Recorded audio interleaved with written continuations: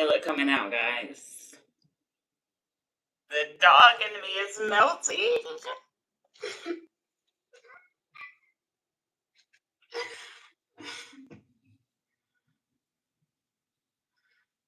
Fuck no.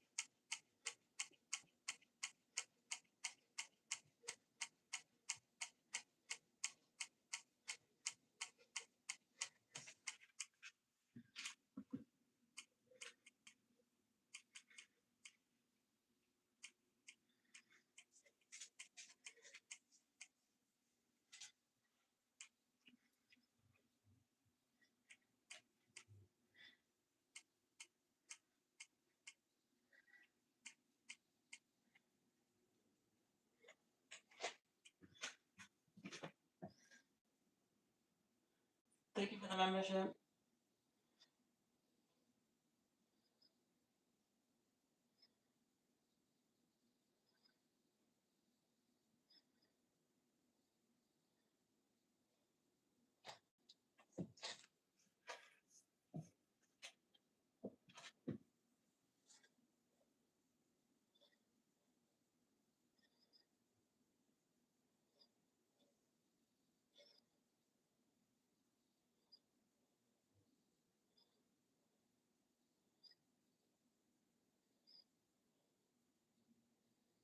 I might take a smoke break.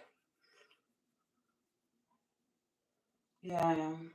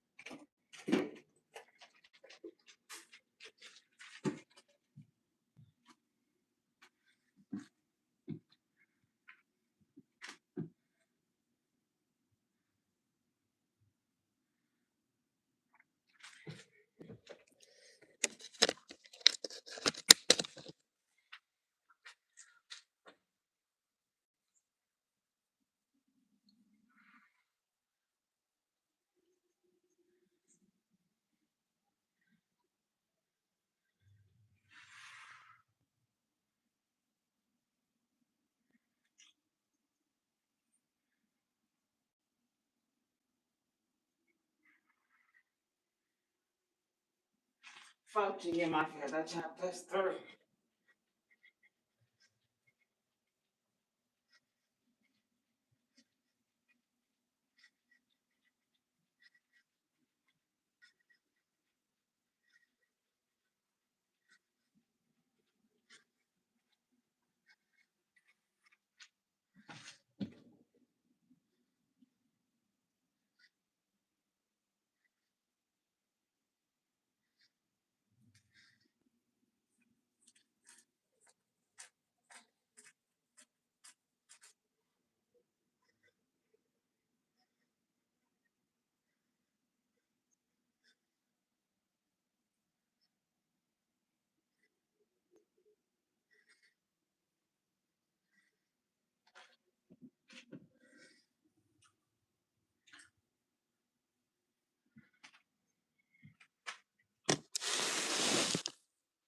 Still a bad bitch though. It was hard from the get go.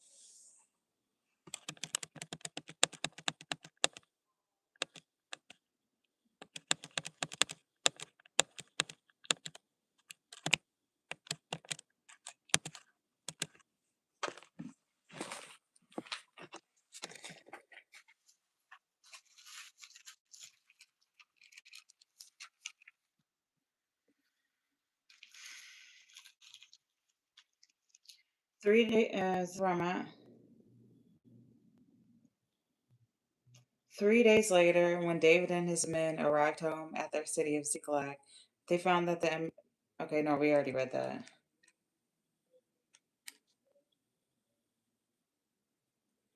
Okay, Saul dies in the battle.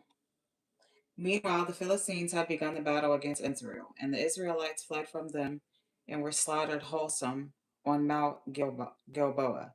The Philistines closed in on Saul and killed his sons Jonathan, Abinadab, and Amalshua. Then the archers overtook Saul and wounded him badly. He groaned to his armor bearer, "Kill me with your sword before these heathen Philistines capture me and torture me." But his armor bearer was afraid to. So Saul took his own sword and fell upon the table of the blade, and it pierced through. When his armor when his armor bearer saw that he was dead, he also fell upon his sword and died with him.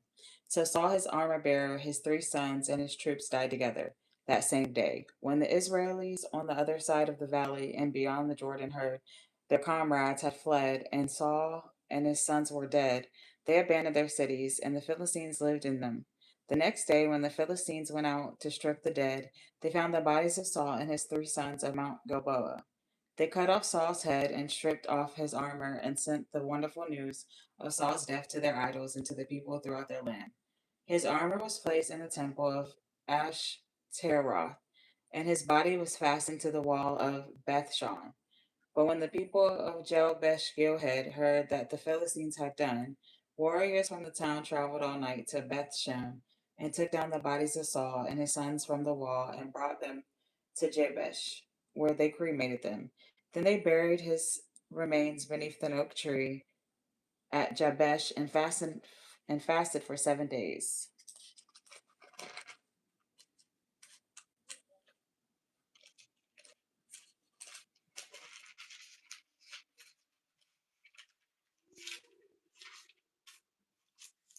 Saul was dead, and David had returned to Ziklag after slaughtering the Amalekites. 3 days later, a man arrived from the Israeli army with his clothes torn and with dirt on his head and a sign of mourning. He fell into the ground before David in deep respect. Where did you come from?" David asked. "From the Israeli army," he replied. "What happened?" David demanded. "Tell me how the battle went."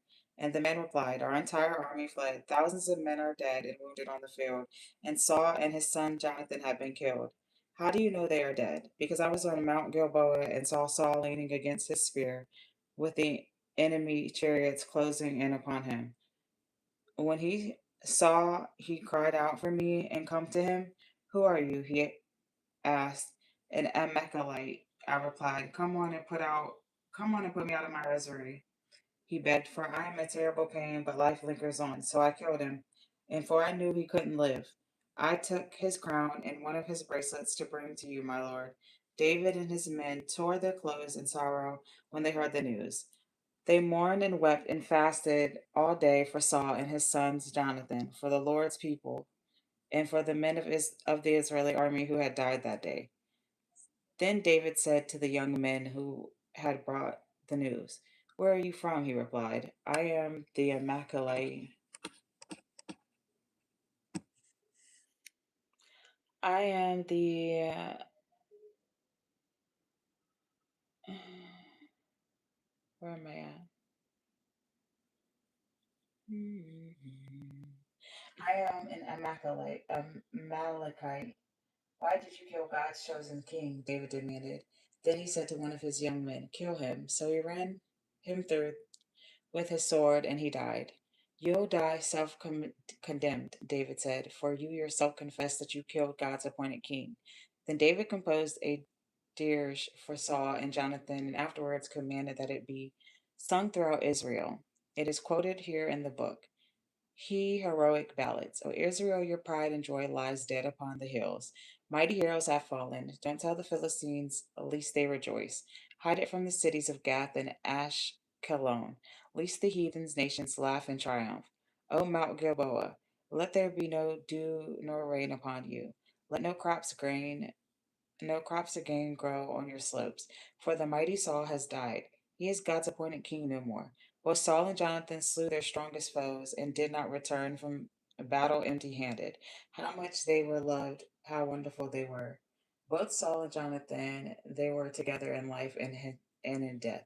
They were swifter than eagles, stronger than lions. But now, O women of Israel, what for Saul? He enriched you. With fine wine clothing and golden arrangements, the mighty heroes have fallen in the midst of the battle. Jonathan is slain upon the hills. How I wept for you, my brother Jonathan, how much I loved you, and your love for me was deeper than the love of women. The mighty ones have fallen, stripped of their weapons and dead. David then asked the Lord, shall I move back to Judah? And the Lord replied, yes. Which city shall I go to? And the Lord replied, Hebron. So David and his wives, Ahinoam from Jezreel, and Abigail, the widow of Nabal from Carmel, and his men and their families all moved to Hebron. Then the leaders of Judah came to David and crowned him king of Judean confederacy. When David heard that the men of Gilead had buried Saul, he sent them this message: May the Lord bless you for your being so loyal to your king and giving him a decent burial. May the Lord be loyal to you in return and reward you with so many demonstrations of his love. And I too will be kind to you because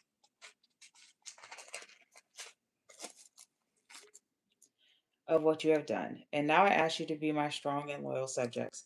And now that Saul is dead, be kind, be like the tribe of Judah, who have appointed me and their new king. But Abner, Saul's commander in chief, had gone to Mahanaim to crown Saul's son Ishbosheth as king.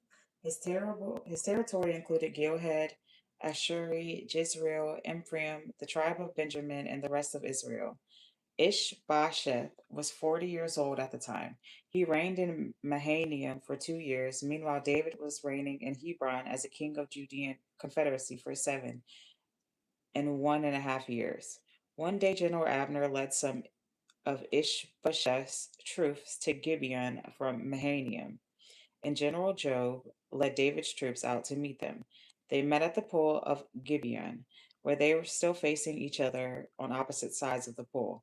Then Abner suggested to Joab, let's watch some swordplay between our young men. Joab agreed. So 12 men were chosen from each other to fight in mortal combat. Each one grabbed his opponent by his hair and thrusted his sword into the other side, so that all of them died. The place had been known ever since as Swordfield. The two armies then began to fight each other, and by the end of the day, Abner and the men of Israel had been defeated by Joab and the forces of David. Joab's brothers, Abishai and Ashel, could run like a deer, and he began chasing Abner. He wouldn't stop for anything, but kept on, single minded after Abner alone. When Abner looked behind out to him, is that you, Ashel? Yes, he called back, it is. Go after someone else, Abner warned. But Ashel refused and kept on coming. Again, Abner shouted, get away from here. I can never face your brother Joab if I have to kill you. But he refused to turn away. So Abner pierced him through the belly with the butt end of his spear and went right through his body and came out his back. He stumbled to the ground and died there, and everyone stopped when they came to the place where he lay. Now Joab and Abishai set out after Abner. The sun was just going down, and they arrived at Ammah Hill near Gihah, along the road into the Gibeon desert. Abner's troops from the tribe of Benjamin were grouped there at the top of the hill. Then Abner shouted down to Joab, must our swords continue to kill each other forever? How long will it be before you call off your people from chasing their brothers? Job shouted back, I swear by God that even if you hadn't spoken, we all have gone home tomorrow morning. He blew his trumpet, and his men stopped chasing the troops of Israel. That night, Abner and his men retreated across the Jordan Valley, crossed the river, and traveled all the next morning until they arrived in Mahanaim. Joab and the men who were with him returned him home too. And when he counted his casualties, he learned that the only 19 men were chasing, in addition to a shell. But 360 of Abner's men were dead.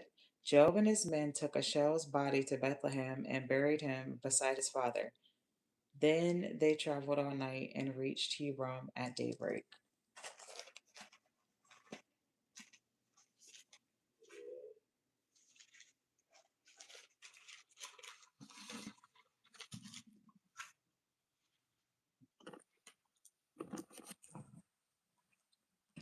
Thank you.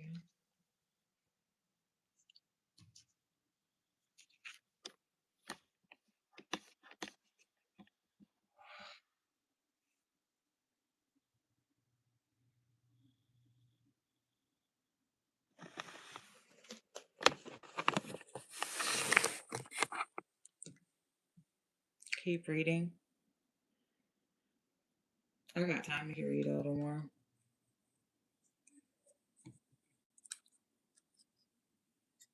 All right. I'll read a little bit more.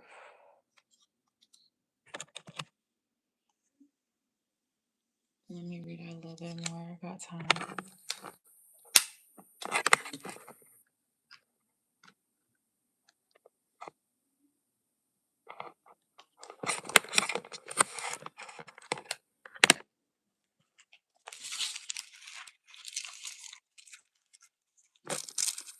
That was the beginning of a long war between the followers of Saul and David.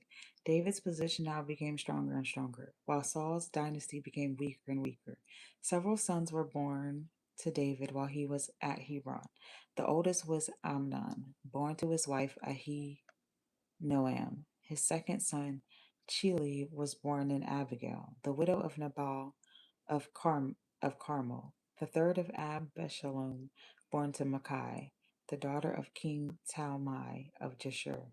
The fourth was Adonijah, who was born to Habgith.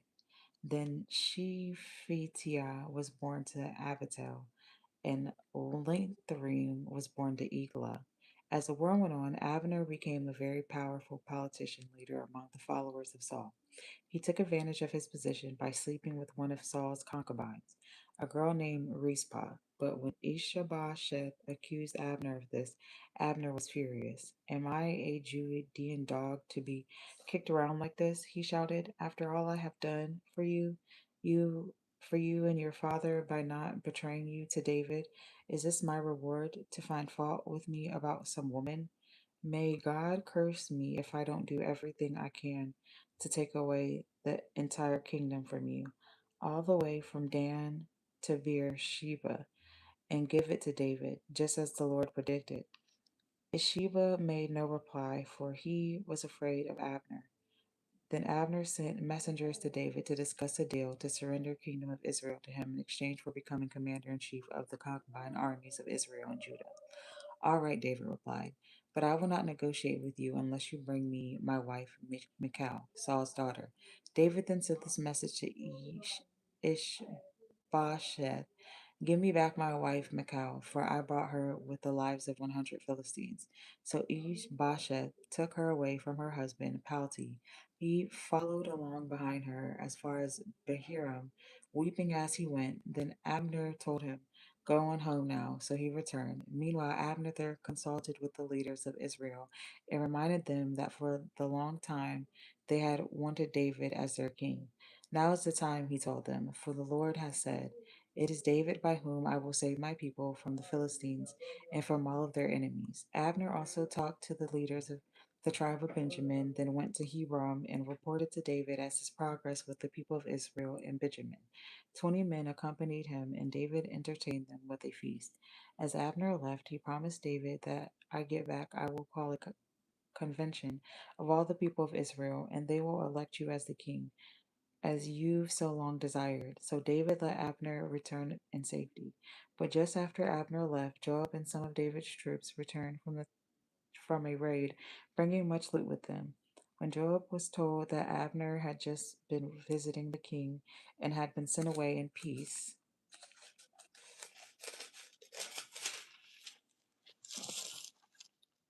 he rushed to the king and demanded, what have you done? What do you mean by letting him get away? You know perfectly well that he came to spy on us, and he has plans to return and attack us. Then Job sent messengers to catch up with Abner and tell him to come back. They found him at the well of Sirah, and he returned with them.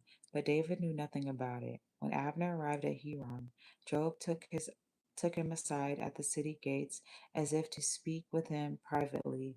But then he pulled a dagger and killed him in revenge for the death of his brother Ashel. When David heard about it, he declared, I vow by the Lord that I and my people are innocent of this crime against Abner. Job and his family are the guilty ones. May each of his children be victims of cancer and be lepers and be sterile and die of starvation or be killed by the sword. So Joab and his brother Abishai killed Abner because of the death of his brother Ashel at the battle of Gibeon. Then David said to Joab, to all those who were with him, Go into deep mourning for Abner. The king and King David accompanied the bier in, in, Ser, in cemetery. They buried Abner in Hebron, and the king and all the people wept at the graveside. Should Abner have died like a fool? The king lamented. Your hands were not to be bound, your feet were not tied, and you were murdered, the victim of a wicked plot. And all the people wept again for him. David had refused to eat anything that day of at the funeral. And now everyone begged him to take a bite of supper. But David vowed that he would not eat until sundown, and this pleased and this pleased them. Thus the whole nation of both Judah and Israel understood from David's actions that he was in no way responsible for Abner's death. And David said to his people, a great leader and a great man have fallen today in Israel. And even though I am God's chosen king, I can do nothing with these two sons of Zeruiah. May the Lord repay wicked men for their wicked deeds. May the Lord repay wicked men for their wicked deeds. And that is exactly why I don't be stressed out. I do not be stressed out no more.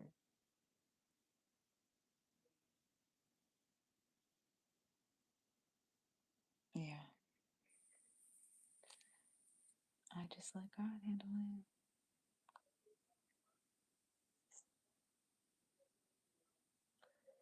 Well, Saul gave David his daughter because he was trying to set Saul up.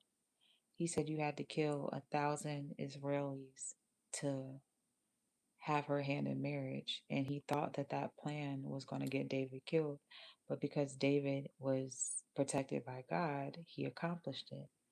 So he didn't really have no intentions of giving his daughter away to him. That was just a plot to destroy David. It just didn't work.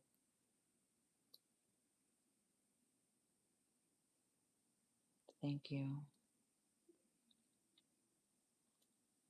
You're welcome. I'll be back shaking tomorrow. I'll be back right. Being busy. I'm about to lock in. I'm about to super lock in and keep myself busy and start having fun again. And yeah, life is gonna be great. I'm about to start having fun. Fuck that.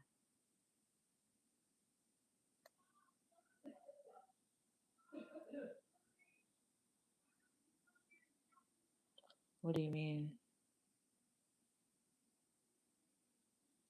What do you mean? What's low down already? I'll be back tomorrow. I'm not working no more tonight. I'm actually about to end this. You're welcome.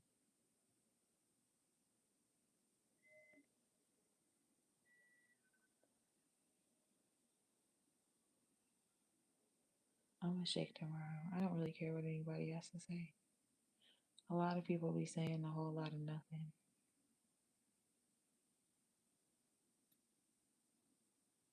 Yeah, so I had a dirty plan all along.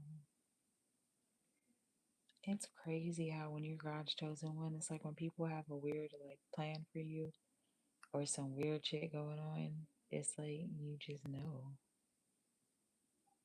Like you can never deceive a spiritual person. I already know.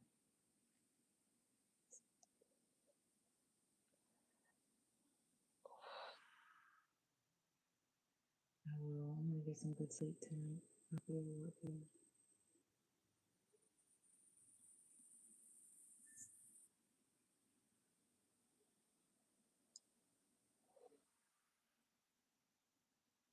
just feel like I dodged a fucking bullet.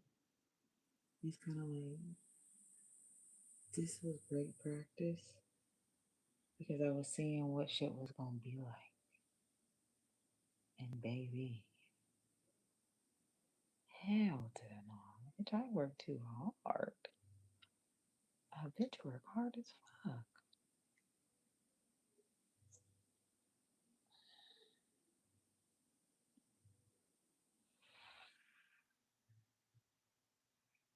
I believe that people can change,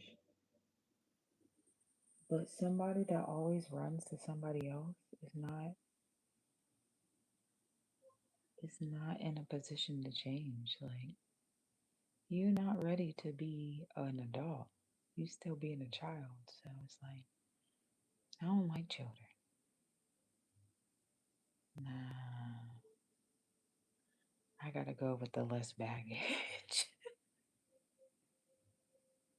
Like I can take a little baggage, but what? Nah.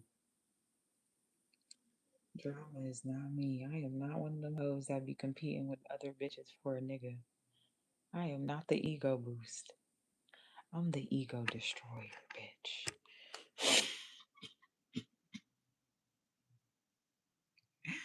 Hell to the no. That hoe can have you.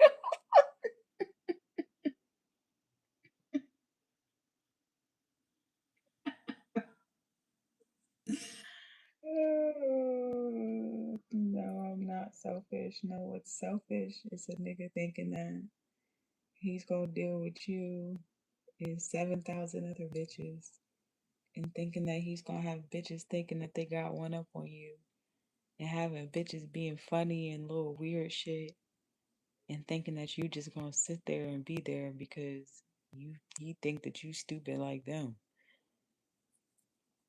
How you gonna fuck my nigga and be mad at me? If anybody should be mad, I should be.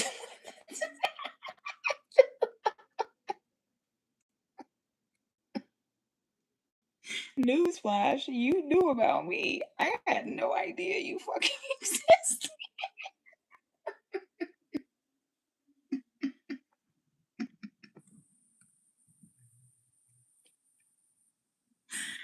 Man, I just don't fit into this new generation shit. This shit is too weird for me. What the fuck?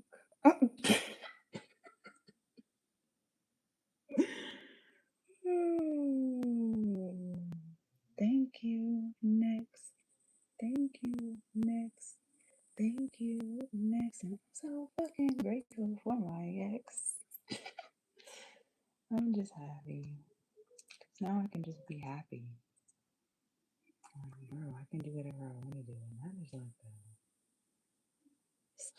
it's a different type of feeling. I can do whatever I want to do, when I want to do it, how I want to do it, if I want to do it. And I don't gotta worry about nobody saying anything. Because I'm single.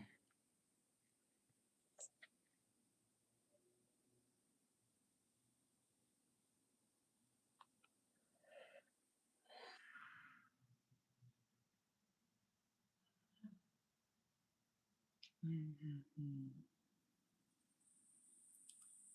This is the best thing that ever happened to me. I know I was a little bit hurt, but bitch is wearing off.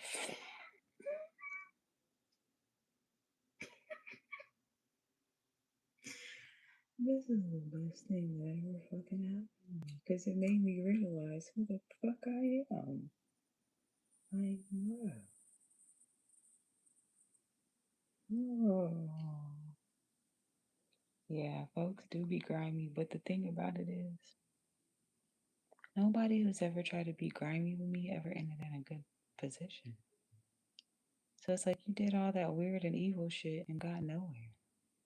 And now your life is about to fall apart right in front of me, and I get to have a front row seat to it. And I ain't even have to touch you. I just had to tell God about you, even though He already seen it.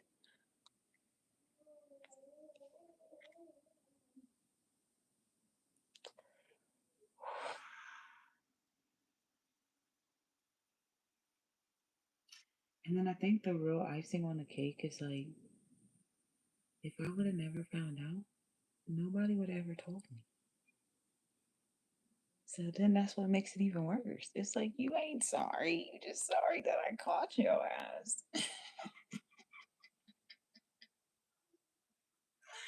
You would have never told me. Like, hell to no. What we not gonna do is we not doing that. People don't got no type of respect. Like, people's morals be crazy. But that just be showing you what niggas is used to getting off. Like,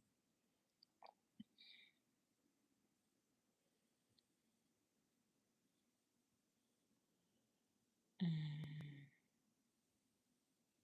yeah. So, I am single. I'm not looking for anybody. I'm about to just boss up real quick. And then, yeah, I'm about to have fun. I'm about to have a ball.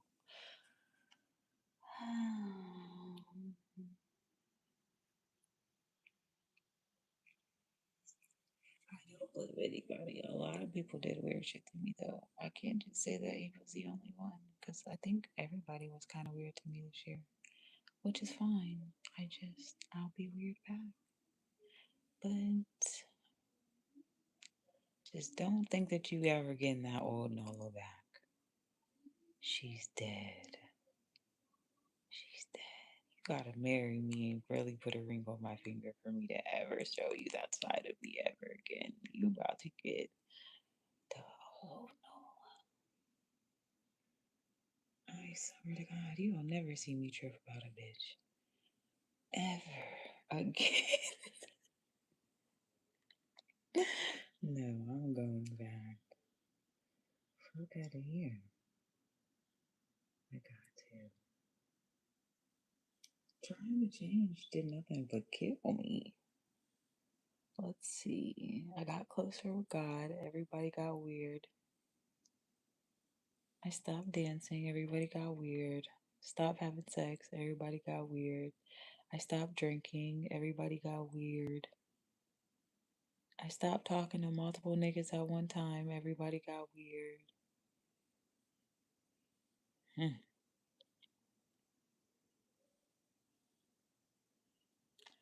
Yeah, I am about to ruin his life. I thought I was over it and I thought I could forgive. But there's just been too many situations that just don't sit well with me. And now that I know my worth, and I did not deserve any of that. And I can't settle. And I have to get my revenge. I don't care about money. Like, you can give me $7 trillion.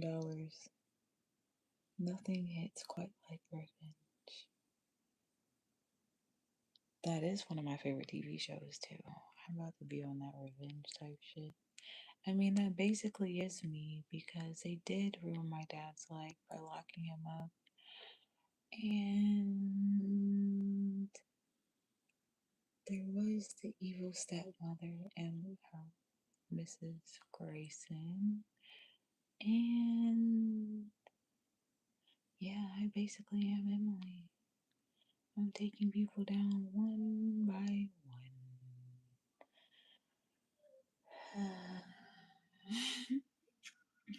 I am okay. I feel a lot better.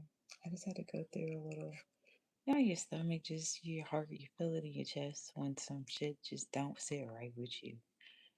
I had to feel that, but I feel so much better. And I can't even be hurt because it's like, bro, I know what you're dealing with. I know what you're gonna go through. I was never happy. I lost myself. I was broke.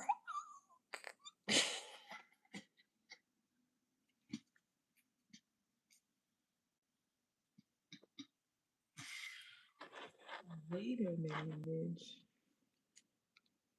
And it's crazy because it's like, since I started fucking around with certain people, I literally lost everything. And then once I step away from certain people, everything started coming back to me. I swear, I just had to pay attention to the patterns. When I started fucking around with certain niggas, I lost my job, I lost my car, I lost everything. I lost my fucking mind. Then, when I got away from certain niggas, all this good shit started. You gotta start putting two and two together. Bitch, you is bad luck.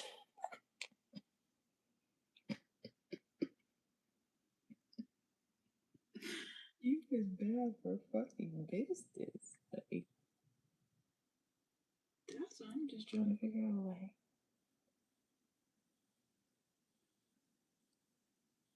2 + 2 = 4, and 4. Dead ass. I started fucking around with certain niggas and I lost everything. Everything, bitch. I just can't. And then to know that if niggas would have been capable of replacing you, they would have went with the replacement. And the only reason why you coming back is because you couldn't replace me. And now you think I want to deal with it?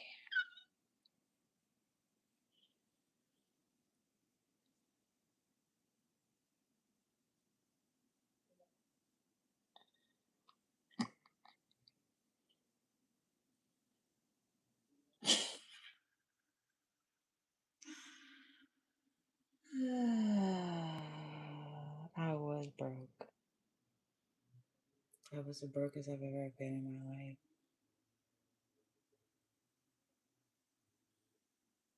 So, yeah.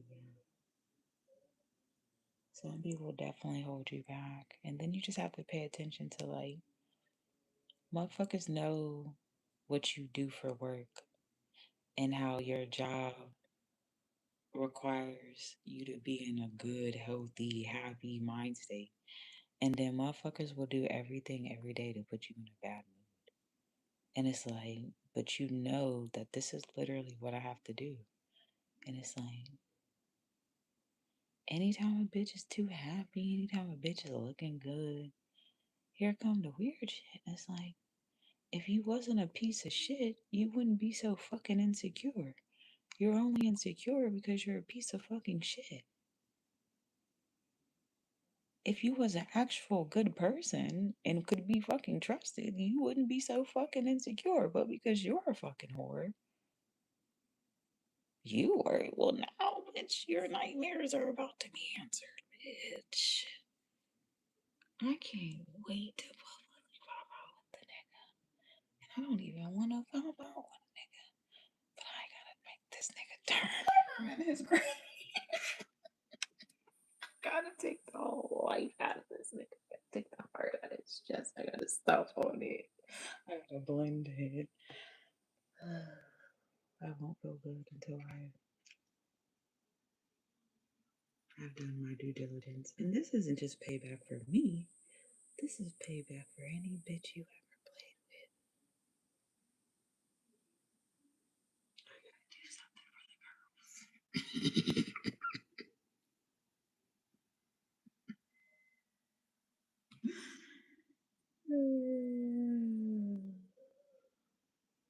I don't want no gangster.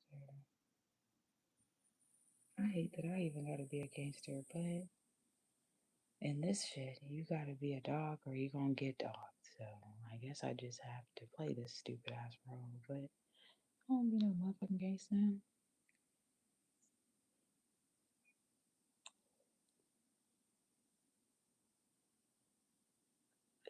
Literally, 2 + 2 = 4. If 4 + 4 = 8.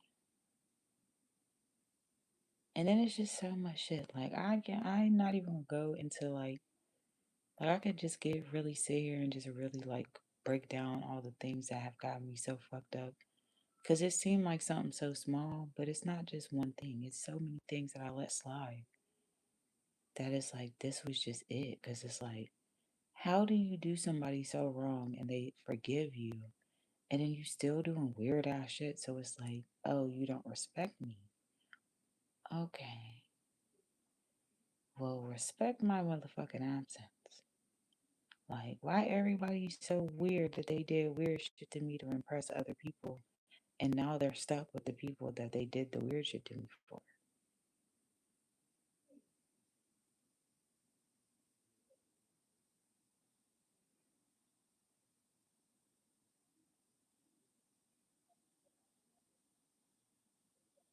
Like,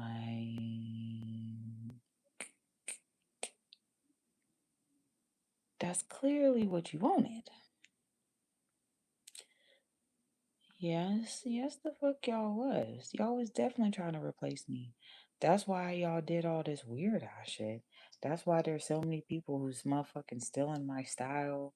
They motherfucking songs is going viral and shit. All sorts of little weird hoe ass shit. You definitely was trying to motherfucking replace me. You just didn't think I was gonna catch on. You failed. Now everybody wants to fucking cop please. No, thank you. You went with your best move. Now I'm about to go with mine. Fuck out of here. Fuck out of here. I am about to have a ball, bitch.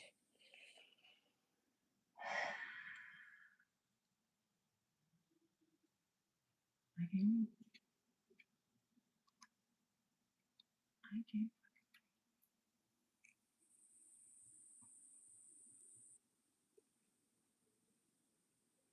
Oh, hell yeah.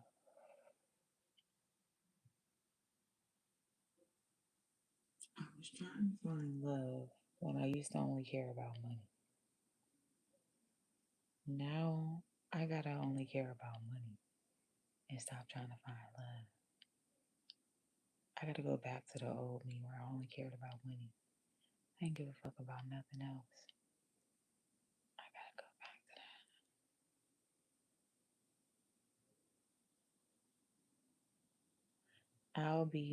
I'll try again in like 5 years. That'll give me enough time to get to where I want to be in life. And then I can try again. I need about for a good 5 years. 35 is looking about the settle down age. Yeah. Well, we'll try again in 5 years.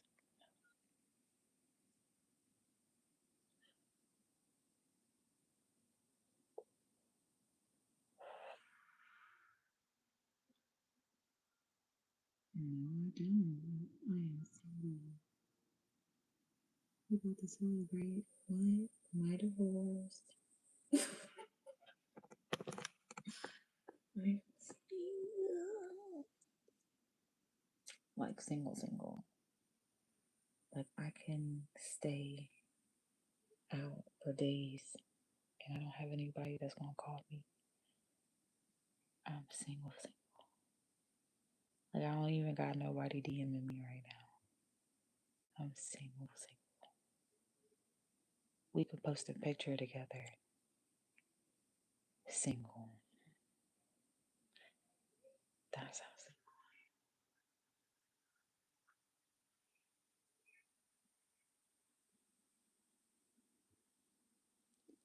I don't know what he was acting like. He was just, I don't know. I don't know. People go about the wrong things to get attention. And that's why having a purpose and having intentions and moving with intention is so important. Because if you don't have no purpose and you don't move with no type of intentions, you'll do anything to get attention. And a lot of people be addicted to attention. And now I see that. And me, on the other hand, I hate fucking attention. Like, I just naturally bring attention.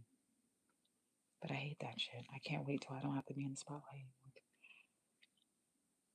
Fuck that.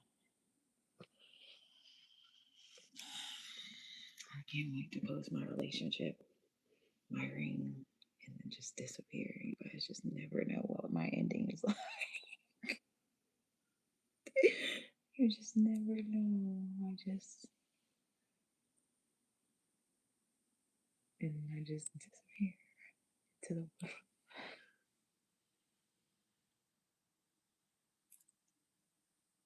I like being a gangster because I feel like it's the only thing that brings me happiness now. Yes, I value myself more now. It's the only thing that brings me happiness. Like sliding is the most funnest shit on. I have a very addictive personality, so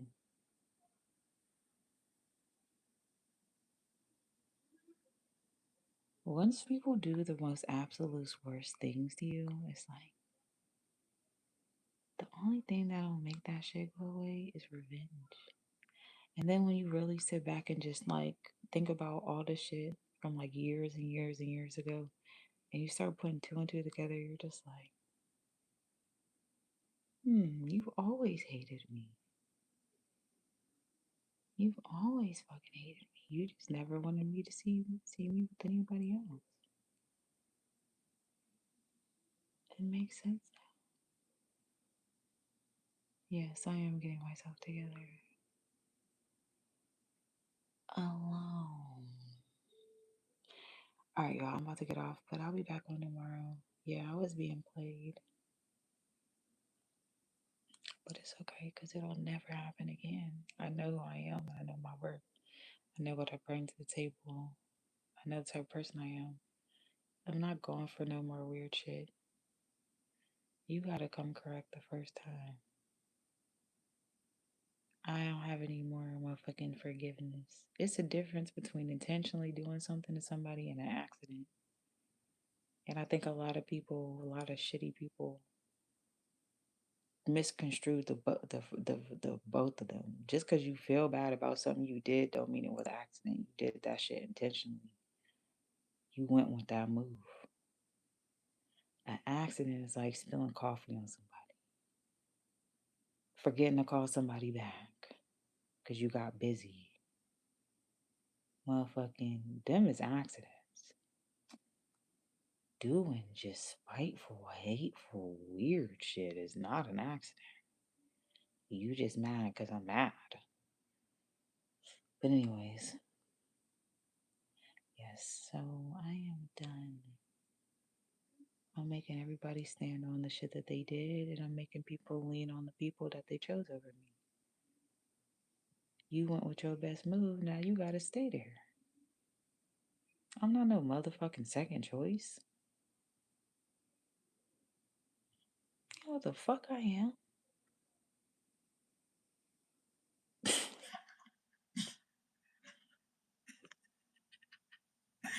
All right, y'all. I'll see y'all in the morning. I love y'all. Good night.